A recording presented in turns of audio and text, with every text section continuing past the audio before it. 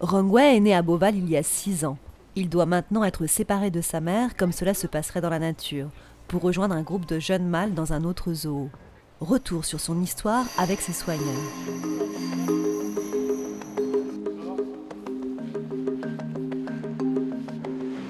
C'était le premier à naître à Beauval. C'est un projet de plusieurs années qui se concrétise du coup. Comme Dala, c'était son premier petit, pas d'expérience ni rien, il y avait un risque sur 2 qu'elle se retourne et qu'elle le tue. Donc il y avait quand même beaucoup de stress. À partir du moment qu'on a pu récupérer le petit, là déjà, on dit c'est assez bon, ça c'est fait. La première nuit, ouais, passer avec lui, quoi. Ça, je pense que ça restera. Tant pas avec sa mère, le pauvre, on ne pouvait pas le laisser tout seul, il faut un réconfort. Même si c'est un animal qui fait 150 kg, forcément, il vient se coucher sur toi, c'est pas. Voilà, mais tu prends sur toi parce que tu te dis que ce sera peut-être la seule fois de ta vie que tu feras ça. Donc tu profites. Et après, il a fallu quand même le remettre à la mer, et là, ça a été une autre paire de manches aussi. C'est un lien qui se crée à fur et à mesure.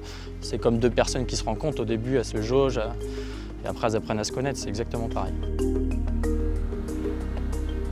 Au-delà de la joie suscitée, la naissance de Rongwei porte un espoir important pour la conservation. Rongwei était en effet le premier éléphanteau issu d'une insémination artificielle à naître en France. Non, il n'est pas facile. C'est un peu l'enfant roi en fait. Dala, c'était plus maman cool. C'est plus l'autre femelle, la matriarche, qui lui a mis des limites. Sinon, sa mère, elle l'a laissé tout faire. Et avec Marge, comme c'est elle la matriarche, c'est moi qui commande et puis tu vas obéir. Une fois, là, on venait de mettre le sable dans le grand box. Donc lui, il se roulait dedans, il était content. Et il s'est retrouvé dans une position qu'il n'arrivait plus à se relever en fait. Dala a paniqué, a essayé de le relever, mais ne savait toujours pas comment faire. Et c'est Marge qui allait et qui l'a relevé, quoi.